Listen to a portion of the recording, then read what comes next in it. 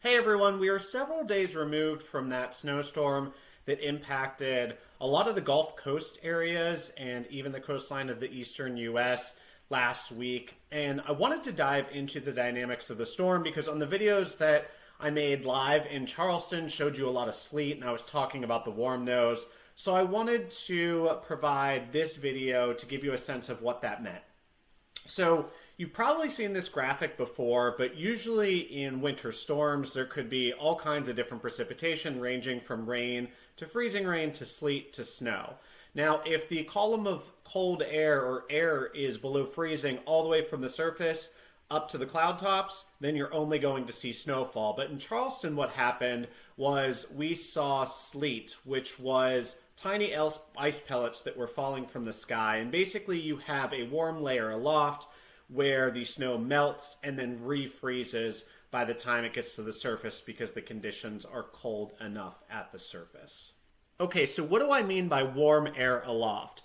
There were several weather balloon launches right around Tuesday evening when the precipitation was underway in the Charleston area because there was always a risk for some warmer air allowing sleet rather than snow during this storm. So what you're looking at is one of those launches. And this blue line right here denotes the freezing line. So this is the surface, and then this is going up to the different layers of the atmosphere. So this red line is the temperature, the green line is the dew point. So notice down here at the surface, temperatures are well below freezing. They're at about 25 degrees, so pretty cold. But as we got up just about 3,000 to 5,000 feet, we had what is called a warm nose. So the temperatures actually rose above the surface and got just above freezing. You could see this red line breaking this blue line just ever so slightly. That was allowing for that snow that was falling out of the clouds to come down and melt very briefly and then refreeze and form as those sleet pellets that were hitting the ground here in Charleston. So on radar, it's pretty obvious to see it. We use something called the correlation coefficient, which is used a lot during severe weather outbreaks, especially for tornadoes where they can see debris balls using this feature of the radar. But with winter storms, it's very easy to see where the sleet snow mix. You can basically see where the melting is and where the refreezing is, and it shows up as this bright yellow refraction on radar. And that's how you know that there is sleet mixing into the precipitation. Where back here over to the west, it was all snow.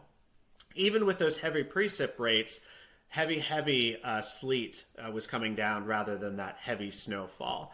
And as we continued to go through the night, it was becoming more and more apparent that the warm nose just was not breaking down. So this is a radar loop. It's almost midnight. So from about 11:20 to 11:50 on Tuesday night last week.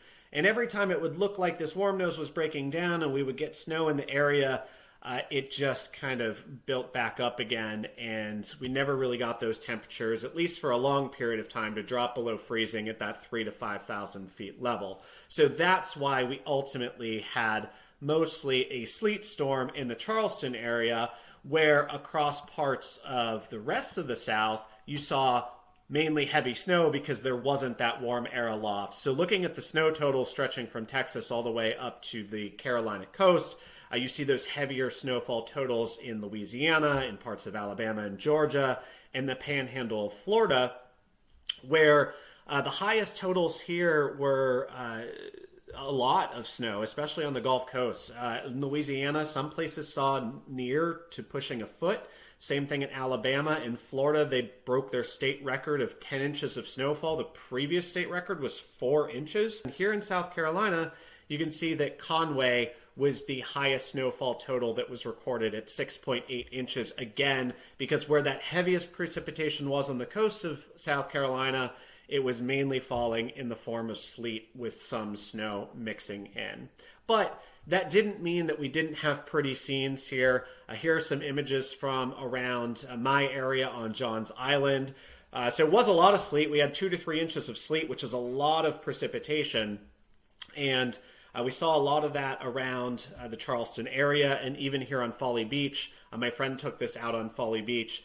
You can see the sleet that had accumulated on the beach.